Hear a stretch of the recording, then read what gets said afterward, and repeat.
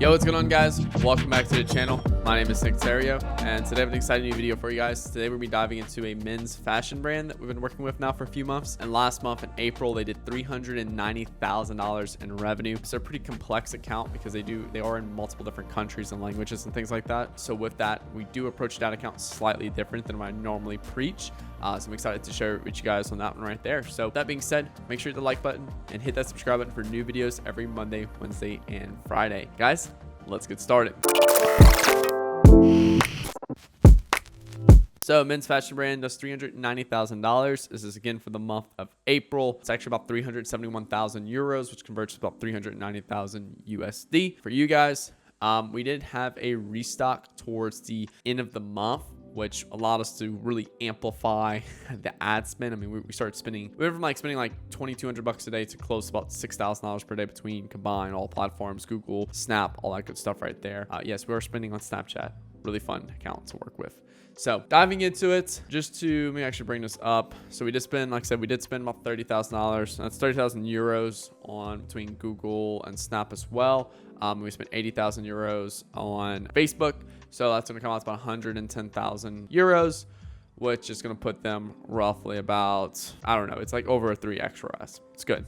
So now with that being said, diving into the ad account, like I said, we're approaching it slightly different. And I'm also going to give you guys a real time kind of like what we're working on right now and testing. So this is also the least sexy part of the YouTube side, where we're testing things to figure out what works best for an account before we go all in with one way or the other. So as you can see right here, we have our standard creative testing campaign you've seen tons of times on our account, on our channel. You also can see our top of funnel ABO, and then you also see scaling bestseller CBO. These are both top of funnel campaigns, and they both have the same ads inside of it. It's just structured slightly different. And I'm going to tell you guys that in a second. And we still have a retargeting campaign. Like, this is like the only account. I think we only have 2 accounts out of our 9 clients. We only have about 2 accounts that still have a retargeting campaign. And it's mostly very, very high SKU stores. And a high SKU store basically means they have tons of different products, all with the same selling persona, and we can just run one broad retargeting catalog. It does work in majority of the cases right there. As you can see, it's definitely not anything crazy. I generally like to see about a 5 to 6x ROAS on retargeting, and also a low frequency, but you can see right here the frequency is about 27 for April, so we can actually probably pull back on that spend a little bit as well. So just looking at it from that side. Now let's actually dive into this, because I know you're probably like, well, Nick, you said broad, you said CBO, you said yada yada yada. So again, like I said, some accounts we do have to approach slightly different, and some stuff we're also testing in real time to figure out what works best for that account. So this is going to dive into ATS. And if you don't know how I name my stuff, I basically have these 3-digit or 3-letter identifiers on all of my campaigns. And so like ATS top funnel, TOF scaling bestsellers, DYN retargeting catalog, MTS main creative testing campaign. So I use these 3-digit identifiers, and then my ad sets all have that 3-digit identifier with a number string attached. That way, if I say turn off ATS2 to my media buyer, he can go in that account and turn off ATS2. So very simple. All right. So the first one is ATS, which is against our ABO campaign. And this is where, again, just having a very high understanding of Facebook ads, how they work. I'm not using ABO in your traditional route. Your traditional way you're looking at ABO is probably, oh, let me upload 5 different audiences and put an ABO so that way I can control the spend to those. Whereas this way, it's basically looking at it from the perspective of an ABO campaign to house each of my scaling campaigns in that sense. So basically, we needed a way to break apart the account. So like, how do we break apart the account when we're looking at it from a language perspective? Some people might do different ad accounts. Okay. There's no reason for that. Some people might look at it from a perspective of different campaigns. That's also not a bad idea. But if we're running broad and we're not doing audience testing, there's no point of creating a whole campaign around it. So can we still just do one campaign and each ad set be a different language, targeting those respective countries with those specific languages? So that's what we did. So basically we have like Dutch, which is all the Dutch speaking countries, German, all the German speaking countries, English, all the English speaking, French, yada, yada, yada, Spanish. Yeah. So we kept it very simple. Dutch is actually the primary location this business is out of, or it's actually like Amsterdam. Or Netherlands is where they're primarily located out of, so that's why they would just naturally crush it in that area. and like Germany, English, things like that. These are also some of our other main ones. And as you can see right here, we're scaling up each country or each language versus countries and things like that, because it allows us to group all the ads with that same language in a more easier way. So that's essentially that it right there. So all of our German ads, boom, as ads that are in German. Okay. We actually use the same creative across all of these different countries. We just use different ad copy. That's it. It's the only thing that's changed. Okay. So that's one route. Basically, ABO campaign, broad for everything. But what we're doing here is we're essentially we're testing different languages in that sense. Now, the other one is exactly how we took over this account. When we originally took over this account, we just did one campaign, one ad set, and what we did is we just did English for every single country we're targeting in. Okay, so we did English in every country, and at the time, this is back in October of 2021, we were still doing interests at the time.